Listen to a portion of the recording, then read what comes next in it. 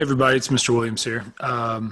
What I want to do is, after we have discussed and reviewed the concepts of the Salem Witch Trials, which we discussed in class, and you also worked on with the assignment, I want to talk about the correlation that we see, or the connection we see, to the paranoia surrounding the Salem Witch Trials and what took place in the United States in the late 40s and early 50s with the sweeping paranoia surrounding the fear of communism in the United States. Because even though the subject matter is different and it's, years and years and years apart, generations apart, it's largely what happens with communism is largely based on the same factors that contributed to the scare about the Salem Witch Trials, and that is driving fear home in the minds of people that there is this huge threat around them, that they can't trust anybody, that anybody could be associated with either, in Salem, it would be the witch trials or witchcraft. And in the United States,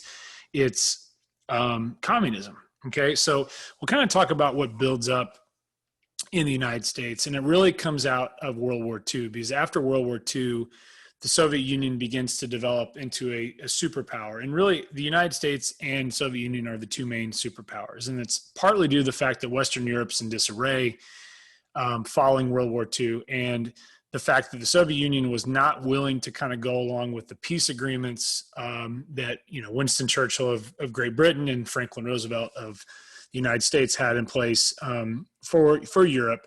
And communism had spread to much of Eastern Europe and was kind of under the authority of the Soviet Union. And so what the United States largely represented with this more democratic society, and obviously with the Soviet Union, it was a communist nation, okay? And communism, if you don't know, is kind of under the assumption that government controls every aspect of life in terms of the way you live, the way business is lived, and it was something where that kind of authoritarian type government was a fear and a real concern of what the United States was trying to accomplish, and expanding rights and what individual rights Americans had. So after the United States, the threat of the Soviet Union will really increase, and we basically begin what's called the Cold War period, which lasts all the way until the very late 1980s into early 1990s. And when the Soviet Union falls. But it kind of begins under the presidency of Harry Truman, who took over for Franklin Roosevelt after Roosevelt died in office in 1945. And he has this policy called the Truman Doctrine, which is basically to contain the expansion of the Soviet Union's, threat of communism. And so that's to contain it to where it is currently, not let it expand further into Asia or into Europe, okay? And communism really becomes a big threat in the United States, especially after it becomes a very public concern regarding espionage. And this happens with Judith and Ethel Rosenberg. And these are the first two individuals that are really going to be, highlighted for their roles in espionage. And so what happens is they are convicted and executed in 1953 for their involvement in allegedly stealing secret information about the atomic bomb project of the United States and giving it to the Soviet Union. And they are the only executions for espionage in American history. But the concern was, considering the fact that these were American citizens that were born in the United States, had lived in the United States, the concern is that their involvement meant that Americans of any walk of life from anywhere could be involved and associated with communism or could be spies. And it really kind of set off this concern about it. But even more so than that, it's going to be the movement, or I should say the actions of Joseph McCarthy that are really going to set things in motion. And it's going to be largely based on information and evidence that's non-existent. And I'll kind of explain that. So Joseph McCarthy was a junior senator from Wisconsin, meaning he was in his first term. Senators served 6 years in Congress. And in 1950, he's speaking in Wheeling, West Virginia, to he's speaking to an organization, and he's on Lincoln Day. Lincoln Day used to be a national holiday which acknowledged Lincoln's birthday. And they used to have these, federal holidays for Washington's birthday and Lincoln's birthday, which both are in February. And now we have President's Day, which kind of acknowledges the birthdays and accomplishments of all presidents. Okay. And it's a national holiday. So he's in Wheeling, West Virginia, and he makes his speech largely about the sphere of influence of communism growing in the world and the sphere of influence of like democracy and what the United States represents shrinking. And he makes these claims that the number of individuals who are under the authority of the Soviet Union has increased dramatically, and the number of people that are diehard fans of democracy and more democratic government are shrinking. Okay, and then he makes a bombshell statement that he had a list of names of 205 people that were members of the Communist Party working within the United States government. Now, I will tell you that there was a Communist Party in the United States. There were people that had associations with a political party or an organizational party that supported communism. So that wasn't a secret. But the fact that Joseph McCarthy was claiming that the list included 205 people that were working within the U.S. government in the State Department, nonetheless, okay, was a shock, because these people could very well be the kinds of people that were shaping policy day in and day out. And that becomes an instant story overnight. Americans are thinking, oh my gosh, here's an elected official. He's making this claim. He has to be telling us the truth. He's looking out for our best interests. And it really began to have people think, could anybody, even their neighbors, people they work with, could they be Soviet spies? Could they be communist sympathizers? Okay. And so paranoia sets in. And the reason why we see a correlation here between what's happening with this claim and the witch trials is because, most historians point to the fact that a lot of what happened in Salem cannot be fully explained, but much of what happens in terms of the finger pointing and the accusations made by people accusing other of witches was largely based on the divide in the community. And you saw that, especially if you look at the map, artifact D of that assignment, where the accusers were and where the defenders were, there was a very fine line. Okay. So back to this claim. And so Joseph McCarthy sends a telegram to President President Truman, claiming that his speech on Lincoln Day, and this is February 11th, or 2 days before, he says, in a Lincoln Day speech at Wheeling Thursday night, I stated that the State Department harbors a nest of communists and communist sympathizers who are helping to shape our foreign policy. I further stated that I have in my possession the names of 57 communists who are in the State Department at present, a State Department spokesman. Okay, so whether the 57 is specific to the State Department or whether that number changed, he says 205 originally. He says that was in the U.S. government. This is more specific to the State Department, which is kind of shaping the policy about the government in general and the way it perceives associations with other countries. Because like Secretary of State, for example, is the person who's in charge of, foreign policy relations between the United States and other countries. But nonetheless, it's a bombshell statement, and he's sending this to the president. And so Harry S. Truman, the president of the United States, drafts a response. Now, granted, this was never sent to McCarthy, and it's probably a good thing that he didn't send it. And there's a couple of things you need to remember here. Truman is a Democrat. Joseph McCarthy is a Republican. All right. So he says, my dear Senator, I read your telegram of February 11th from Reno, Nevada with a great deal of interest. And this is the first time in my experience, and I was at 10 years in the Senate, that I've ever heard of a senator trying to discredit his own government before the world. Truman was a senator from Missouri, by the way.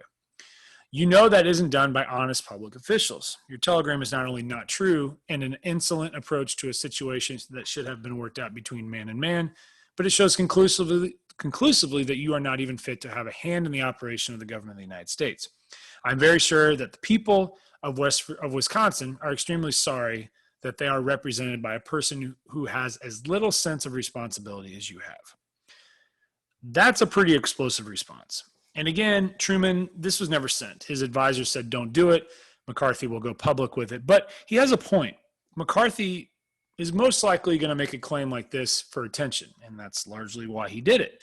Because you would think that if you have an entrusted elected official to Congress like McCarthy, that he would go to his fellow senators. He would talk to one of the committees. There's a committee already called HUAC, House of Un-American Activities Committee, which is to investigate communist concerns in the country. You think he would go to them with that. And so the fact that McCarthy went public with this plays a big role into why ultimately his claims cannot be substantiated, okay? And so what we see both before and really after this claim in 1950 by McCarthy is back and forth between, you know, those people who supported McCarthy's actions, and McCarthy became a household name overnight, and a sensation, a very well known. People respected him because, like, hey, he's an elected official. He's out for our own interest, or for the interest of the people. He's really wanting to make sure that he is protecting America.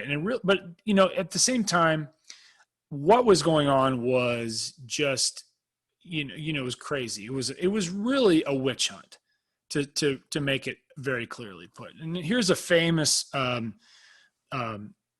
political cartoon by a cartoonist named Herb Bloch, who was very much opposed to a lot of what McCarthy was doing with, these claims. And what you have here is you have the anti-subversive committees of the United States. And one of the things when you're looking at political cartoons is you have to look at hyperboles and symbolism. Okay. And so you have these men interrogating a teacher. The caption reads, "You read books, eh?" We have a man looking very, upset about Thomas Jefferson, who's a Democrat. You see a guy with a pair of scissors who wants to cut the USSR off the map. You have this guy, they're investigating. This guy's looking at math in the trash can. He thinks he's finding something. So it really kind of represents what, McCarthy and some of the people who supported him in these organizations were trying to do in their hunt to find communist sympathizers. Okay. And here's another one, Herb Bloch. The car represents the Committee on Un-American Activities, trying to find out, communist sympathizers, but it's running over people, kind of running over their civil liberties and their freedoms to get what they want. And it says it's okay, we're hunting communists. So it's disregarding the freedom of the people in the process. Okay. Now, while this was also going on, it opened up a huge opportunity for Hollywood to get involved to present anti-communist propaganda through film. And, these are not going to be main, A-level talent where you're not going to have major stars of the day, Cary Grant, Humphrey Bogart, Grace Kelly, those kinds of people. You're going to have individuals that are largely not huge on the scene, but they serve a purpose. They're entertaining, but they're also something that is, has an underlying theme about anti-communist activity. She sold her secrets for love, underground spy. So something to do with, espionage. Okay. And you can see in the newspaper, death penalty for spies. It's very, kind of dark period. Here's another one. Her beauty served a mob of terror whose one mission is to destroy. I married a communist. So again, the concern about, not sure who you can trust. She could be serving the interests of the Soviet Union. And again, there were people who were communist sympathizers. Obviously, you didn't want to associate yourself publicly in a lot of sense if you were a communist sympathizer or a member of the Communist Party. But it became a great concern and even more elevated with McCarthy's claims. Okay. And then you have general propaganda. A lot of it's government issued. Is this tomorrow? America under communism? Looking at, the flag burning in the background, the violence that's ensuing here. Americans don't patronize Reds. You can drive the Reds out of Hollywood. An advertisement about the fact that the Reds, meaning communist sympathizers, are the ones that could be behind the people that are creating the TV shows and the movies that you are watching on your television. They could be, persuading you or swaying you rather, and to be more sympathetic of communism through these movies and TV that you're watching. And then this one, which I find is interesting, this is actually an armed forces informational film about how to spot a communist.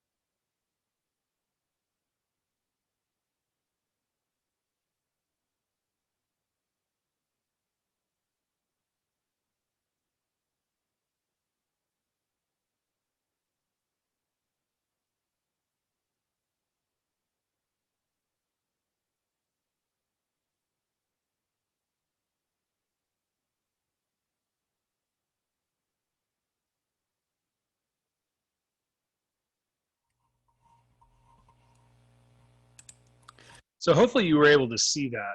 And what these armed forces films came out, and basically they would start before you went to see a movie in the movie theater. They were kind of like the previews. And the reason they did that is because they knew Americans would see it. And so this was to kind of drive home the message that anyone and anybody could be a communist, and you have to look for the warning signs for that. And I know that seems kind of extreme and kind of almost laughable, but that was the reality of what we were experiencing, especially during this time, during the period where McCarthy made the claims. And you have to understand that McCarthy really kind of, rode this wave of popularity to allow him to be more involved in these organizations in Congress, these committees, to investigate. And he really went out and went after people. He went after Democrats. He said that they were too soft on communists. He criticized Dwight Eisenhower, who was president in 1950, or excuse me, he criticized,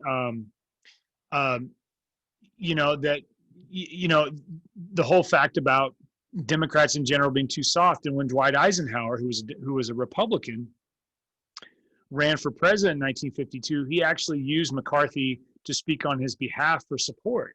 And Eisenhower had been, the chief of the armed forces during World War II. And, they thought that, for example, that would be able to solve the problem, and, communism would become something that would be phased out. McCarthy was very vocal in terms of his attacks on Truman during his presidency. And it's not the reason necessarily that Truman didn't win re-election or didn't, go for, beyond that second term. But, McCarthy was very public, and he used that platform and that spotlight that he had to make those criticisms. But ultimately, you're going to see this kind of play out for a lot of things. Hollywood was a huge target. Lots of people, especially, very visual people, were accused of being sympathizers to communism. And there was blacklisted. If you were associated with communism, you could be blacklisted, meaning that you could not find work. You could not be hired.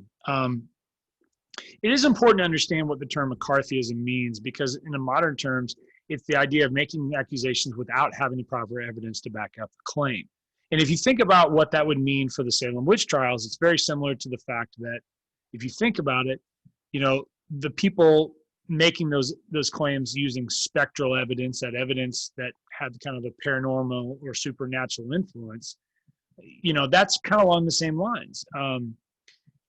Tons of people were accused of being sympathizers. And again, McCarthy used his status and his overnight sensation to really drive home his message about the fears of communism.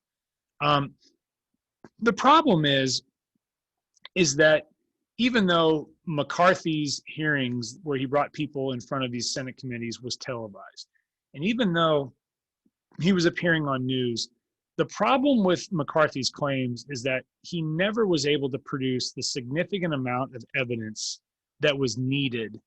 And it was always kind of circumstantial. And ultimately what happened was he began to attack people without any evidence. And he never produced the list of these these names going back to 1950 at that meeting. He never produced the list that actually would substantiate these claims. And then what happened was he started to attack people in the military.